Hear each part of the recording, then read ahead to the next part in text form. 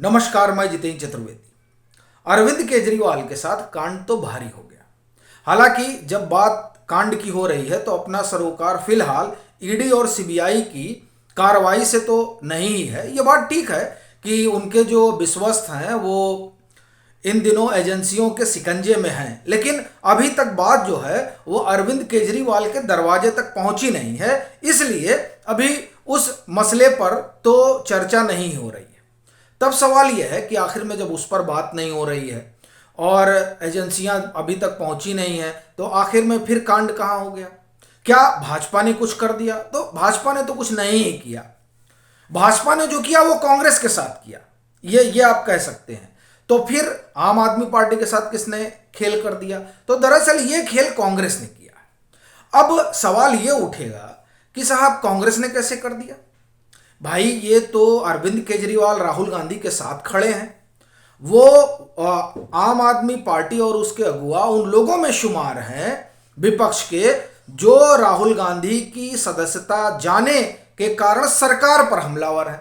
बाकायदे प्रधानमंत्री को कटघरे में उन्होंने खड़ा कर दिया और न मालूम किस किस तरह के शब्दावली का प्रयोग किया जो कायदे से कम प्रधानमंत्री को लेकर तो नहीं होनी चाहिए, लेकिन फिर भी अरविंद केजरीवाल ने किया। दरअसल वो जब वो इस तरह की बात बोल रहे हैं और एक तरीके से कांग्रेस और राहुल गांधी के साथ खड़े आ रहे हैं और उनके प्रवक्ता ये बयान दे रहे हैं कि भले भी हमारी लाख असहमति हो लेकिन इस मसले पर जो है हम लोग साथ खड़े हैं। अब इतना सब होने के बाद फिर ये बात कैसे आ गई कि राहुल गांधी और कांग्रेस ने आम आदमी पार्टी और अरविंद केजरीवाल के साथ खेल कर दिया? ये सवाल तो मन में आएगा ही। लेकिन बड़ी बात यह है कि जो हुआ है उसने अरविंद केजरीवाल का काम जो है खराब किया। अब आप फिर कहेंगे कि क्या हुआ है और ये क्या पहेली है? उस पहेली पर आने से पहले एक घटना आपको याद दिलाता हूं, और वो इसलिए क्योंकि जो बात हम करने जा रहे हैं उसका इस घटना से बड़ा सीधा संबंध है।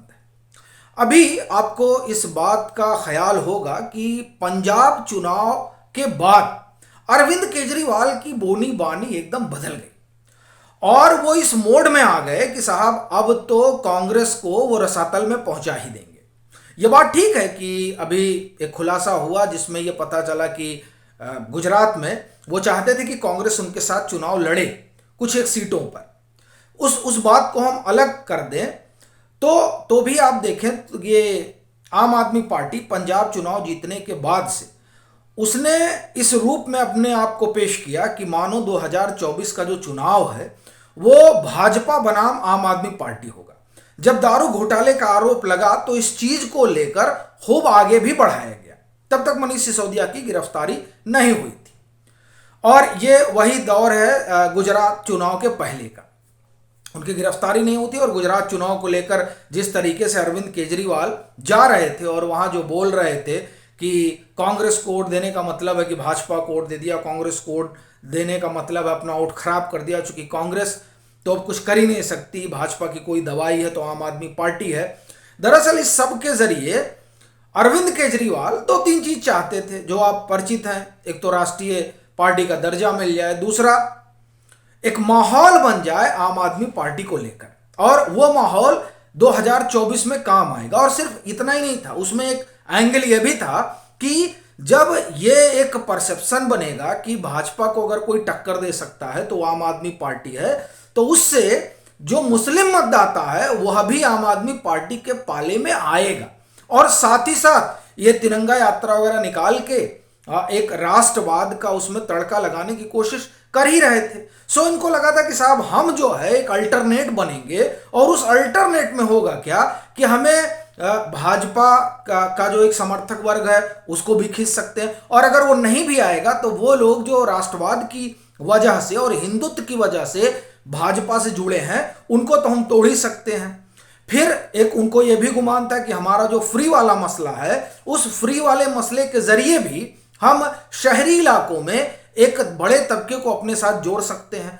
और तीसरा जो मसला था वो मुस्लिम आबादी का था ही कि वह भी हमारे साथ जुड़ जाएगी। लेकिन ये हुआ क्या कि अरविंद केजरीवाल का सारा मामला गड़बड़ा गया। अब गड़बड़ा कैसे गया, बड़ी चीज ये है।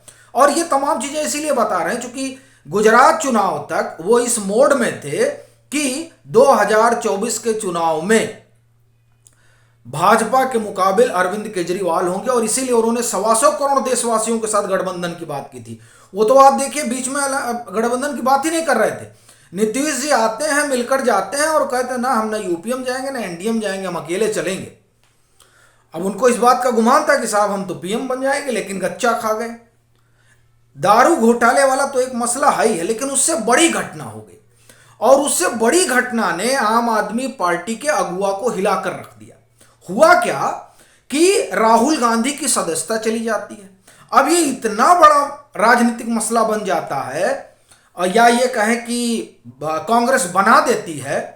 और इसमें ये भी आप कह सकते हैं कि भाजपा की भी एक हद तक भूमिका है, क्योंकि भाजपा भी इस बात से वाकिफ है कि अगर राहुल गांधी की सदस्यता जाएगी तो राहुल गांधी एक कल्ट फिगर हो जाएंगे उस लेफ्ट लिबरल के लिए जो कांग्रेस के साथ हमेशा खड़ी रहती है, और फिर वो पूरा लाहालोट हो जाएगी और पूरा प्रचार प्रसार कर दिया। आप देखिए प्रचार प्रसार हो ही रहा। आप गौर कर रहे होंगे कि किस तरह से लेफ्ट लिबरल कबाल जो है वो पूरा इस बात को आगे बढ़ा रहा है कि देखिए साहब क्या बात इन्होंने कर दी।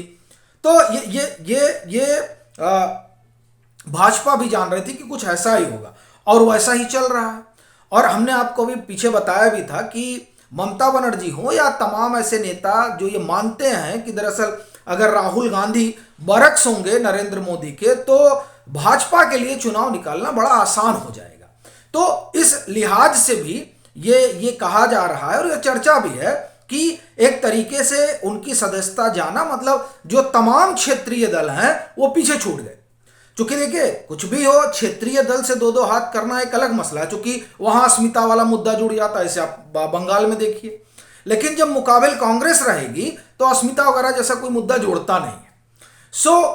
भाजपा के दिमाग में यह भी रहा होगा कि अगर इस तरीके से कुछ हो जाता है तो तब तो राहुल गांधी और इतना पूरा तंत्र पर उनका आज भी कब्जा है। भले प्रेस कॉन्फ्रेंस में राहुल गांधी बिदक जाते हों, लेकिन उनका जो ये इकोसिस्टम है वो उस इकोसिस्टम का जो प्रचार तंत्र है वो बड़ा तगड़ा है। अब वो तमाम चीजें चलने लगी। तो इससे क्या हुआ कि अरविंद केजरीवाल जो ये मानकर चल रहे थे कि 2024 का चुनाव भाजपा बनाम हम आप करा लेंगे, वो स्थिति भी चली गई। अब तो सिर्फ चर्चा राहुल गांधी की हो रही है, तो अब उसमें अरविंद केजरीवाल अपने लिए जगह ढूंढ रहे हैं। क्योंकि जब चर्चा राहुल गांधी की होगी तो वो जो लोक कल्याण मार्ग वाली रेस है उस रेस में तो अरविंद केजरीवाल कहीं रहे नहीं। और वैसे भी देखिए उनको तो इस बात का गुमान हो ही गया था, तमाम जो सर्वे वगैरह आ रहे थे अगस्त 2022 से लेकर अभी जनवरी तक जो सर्वे आए हैं उस सब सर्वे में वो बहुत पीछे राहुल गांधी से नहीं थे। कई जगह तो राहुल गांधी से आगे भी थे जब कहा जाता था कि विपक्ष का चेहरा कौन होगा और या जो नरेंद्र मोदी को टक्कर कौन दे सकता है, तो उसमें तो अरविंद केजरीवाल बहुत आगे थे। लेकिन अभी क्या हुआ है कि इस अयोग्यता के बाद पूरा मामला ही पलट गया।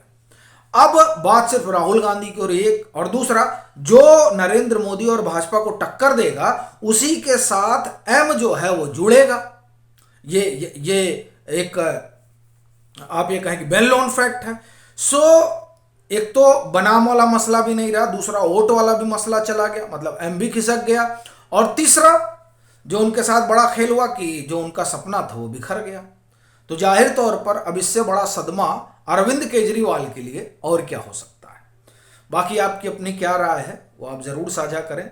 मतांतर से नहीं जुड़े हैं तो जुड़ें, वीडियो को लाइक करें, शेयर करें, और अगर आप सक्षम हैं तो मतांतर की आर्थिक मदद भी करें।